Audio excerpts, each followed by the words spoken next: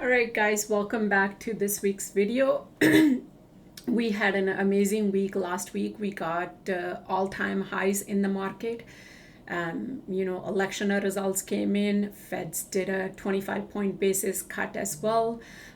So a lot happened last week in the market. So let's see what we have in store for this week.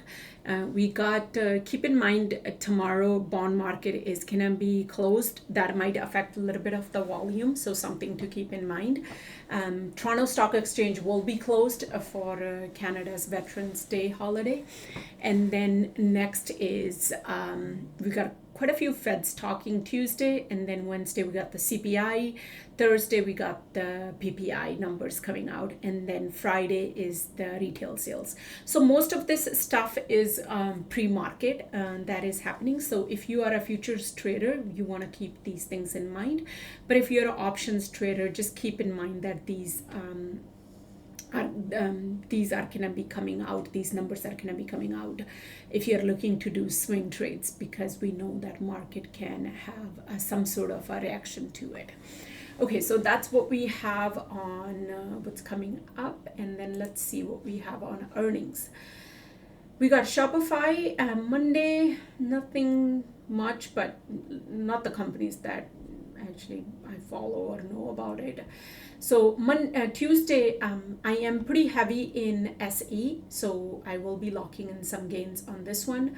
Home Depot and then Shopify, these are the ones that you definitely want to pay attention to it, especially on, I want to share actually, last week we had earnings for Square, and how the reason I want to share is if you are up on a trade. I was up on Square for about 80 to 85% on my trade, and I did not take profits. And then on when the earnings came out, despite them doing good, we had an IV crush, which affected my contracts. So I'm currently down on those contracts, but I have a lot of time on it. So I am going to be deciding this week whether I am going to hold or I'm going to be taking a loss and cutting it. So keep in mind, whenever there is earnings and you are in a play, you're green, it is best to lock in some profits, and you can hold a runner, but I was holding pretty heavy position into it. So I'll definitely be deciding what I'm going to be doing.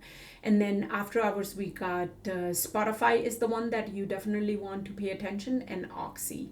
And then Wednesday, we got a couple names coming out as well. Nothing that catches my eye that I play regularly. And then Disney is the one that I'll be watching for Thursday morning. And after is Applied Material and Oklo. I don't know what Oklo does, but again, anyway, so that's the one that you want to pay attention. And then we got China names. We got JD on Thursday before open, and Baba before open on Friday as well. I did take this week, out of all of our trades, I did take a loss on Baba. China names are very difficult to trade, to be honest, unless you are in it and you have a time on those contracts. Okay, let's look at what market has in place. ES. So right now we're making all-time highs on ES, and if we use the standard deviations, we do have a room to the upside. However, we did, looks like, made a fair value gap on the daily, and we do have a smaller time frame demand zones as well. So let's see if we can get a 50% of fill on this fair value gap. We are looking at 58.90 area, which also lines with your standard deviation pullback into the 1.5 area. So I'm definitely interested in some sort of a pullback, but as we know, this market has been moving higher, and so I'll watch to see what the price action gives. But if you're not already in long-term calls, I would not chase here, and there's no reason to short either. You can do day trades and scalp, but for swing trading, I would say let the price tell you where market is gonna be going. Let's look at NQ. Similar story. We got the fair value gap and the 50% pullback does line up with our 2.5% deviation as well, and does have a room to the upside of it. Our demand held very nicely. If you go back, all of this was shared on last video. These levels played out beautifully, and even on Wednesday, the pullback to our 50% fill on the fair value gap was beautiful to take the trade to the upside of it. Okay, let's look at SPY. We have a gap to fill to the downside of it. We're a couple cents away from hitting the 600 mark level on it. So I'm definitely watching to see how we react to that whole number of the 600 zone. So if we are gonna have a rejection at 600, I'll play the day trades or scalping on it, but I am not interested in going on swings yet unless market gives me a reason for it. So we have another gap to fill right here, and we have another imbalance right here in here. There's an imbalance in the price. So I will definitely be watching these things, how market reacts. 595 area, what we are gonna do, hold, bounce, are the things that I will watch. Let's look at QQ. We got a gap to fill on QQ as well, and looks like QQ has a little bit more of a resistance area than SPY does. So watching here to see if it struggles to break above 515 area. I am interested to see if we can get this first gap fill on it. The one thing that you want to pay attention to or look for stocks that have not made all-time highs. You do not have to chase all this stuff that is making all-time highs. There are stocks that are lagging that have not made all-time highs. So for example, IWM has a room. Why am I saying that? Because now we are not using the the Fibonacci levels to look for what our levels are going to be, or standard deviations. We actually have levels from the market that we can use to take trades on it. So on IWM, I am looking to see if we can get some sort of a pullback into this area and then bounce to the upside. Then I would like to target 240, 245 area. Even if tomorrow market opens and we're moving higher, I have levels to play with. So I am going to be watching that. Okay, so you can look for stuff that has not made all-time highs. So same thing, the way to look for it is you can go into your sectors and see which sectors hasn't made all-time highs yet. So let's look at XLE. XLE has not made all-time highs, but keep in mind why XLE has been affected as well, because Trump. It has to do with the energy names. The Trump isn't the reason of pullback on FSLR on the day of the elections, because of the energy, how it does when Trump was president last term as well. So stuff like that you also keep in mind. So XL is another name that you can sector is that you can watch to see if the names in this sector are kind of starting to bounce. XLI, and I am watching XLP. XLP has a room to move. Look at that chart on XLP weekly. What a beautiful bounce from our golden zone as well, the 62 and 50% level. So if you look at the 3-week chart, a nice hammer candle. The reason I'm looking at 3-week is because we're going to be opening a new 3-week candle tomorrow. Okay, so you want to know when are the new candles are being opened as well. So I am watching to see, even if we have a pullback, as long as we hold above 79, I am interested in this one.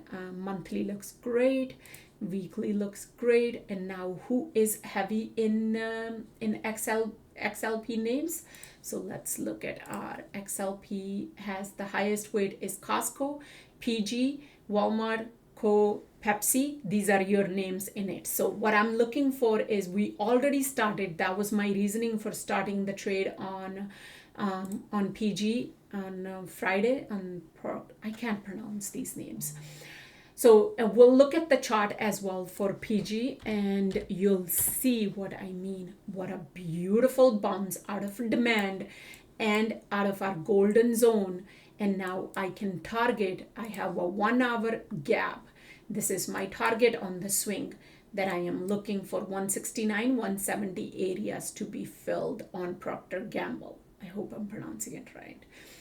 Anyways, even if it has a pullback on the daily, I would not mind a pullback to 165 and you can re-enter into it. So look for stocks and sectors that has not made all-time highs.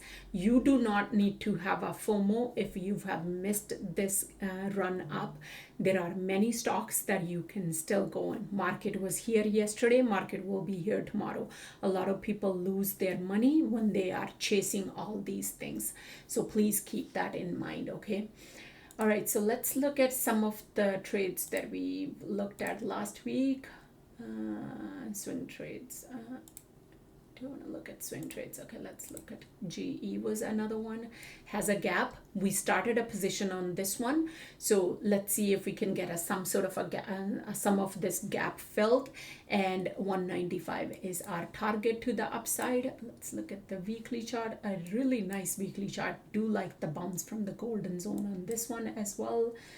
What was it? LMT is another one that I am watching, and does look very nice on the daily as well. Targets are up to 565, 570 area. We do have a support that became a resistance right here. So I am watching to see if we can break this 165 zone and then move to the upside of it on this one. Coca-Cola, I would like a little bit more pullback into this demand zone before it takes off. So I am a buyer in 61 area as well. So this is the one that I like for dividends as well. So I'm looking to buy this one in my long-term portfolio.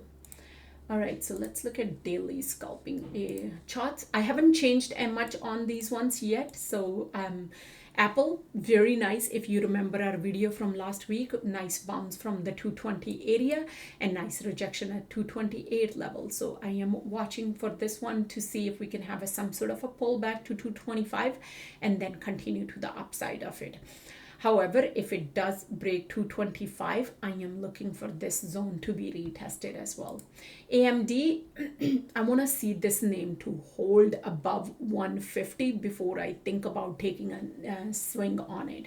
Has to hold at least for a day above 150 level, and then we can aim for this gap fill to the upside of it. Amazon, beautiful trade. I am out of my January contracts. I am completely out. I will have no FOMO if it continues to the upside. I did cash it out at 210, so I captured the full move from this zone to all the way up. So I made a decent amount on it. So I would like a pullback before I look to see. That does not mean I won't do day trade or swing on it. Okay. What else? Boeing is another one that we started looking to see if it can break above 152 and continue to upside. Coin does look good. Our swing looks very good on it. We have the Bitcoin crypto is doing very well over the weekend, so we can target our 290 into the supply zone of the 300 area as well. Google is one name that I am watching. I would like this supply to be flipped before I go long. So I want to see it get above 180 to 183 area, candle to close, hold above, and then I'm along on Google, or I want to see this gap filled before I jump into a long. Tesla, everybody and anybody is sharing their screenshots online. So don't get a FOMO. Again, if you're not in Tesla, wait for it to pull back before you jump into it. Okay, if you've missed it, it is okay. It's not end of the world. You will get another trade on it. Please stop chasing these things. Okay, that's when people lose a lot of money, and that's why options get such a bad rap for it. So please don't chase. You will get an opportunity to get back into it. It will have a pullback, some sort of a pullback. You can always day trade and scalp if you're not in a swing trade already. Okay, that is it for today. Let me know how you guys are liking this. Any questions, any feedback, more than happy to hear back from you guys. Okay, have a great week. I will see you guys in the chat room. Thank you.